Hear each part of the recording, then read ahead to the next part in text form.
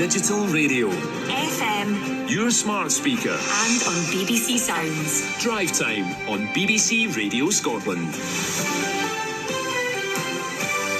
Thanks, Nicola. Welcome to Drive Time. I'm Fiona Stalker. Coming up tonight, former First Minister Nicola Sturgeon's described allegations that her husband embezzled funds from the SNP as incredibly difficult after he was arrested and charged yesterday.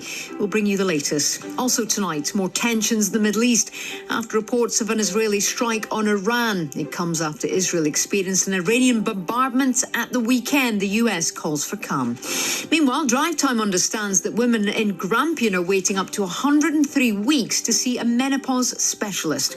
Also another blow for the island communities after more delays to new ferries.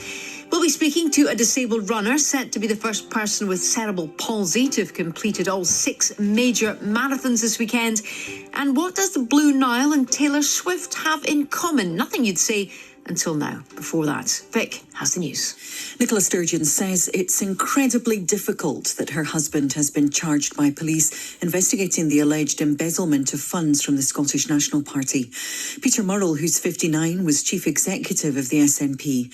Ms Sturgeon was asked for her response by a crowd of reporters outside their house in Glasgow. It's incredibly difficult, but, that's not the main issue here. So I can't say any more. I'm not going to say any more. Police Scotland has released a statement saying a 72-year-old man arrested on the 18th of April 2023 and a 53-year-old woman arrested on the 11th of June 2023 have not been rearrested or charged but remain under investigation as part of inquiries into the funding and finances of the Scottish National Party. There are no details yet as to what Peter Murrell is actually accused of embezzling. Thomas Ross-Casey is a criminal lawyer.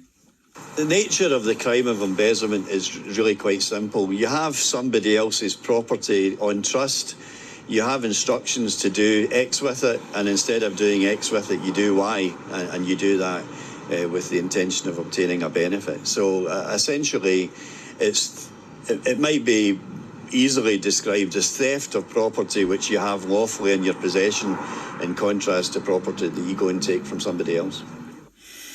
International leaders have been calling for a calming of tensions in the Middle East.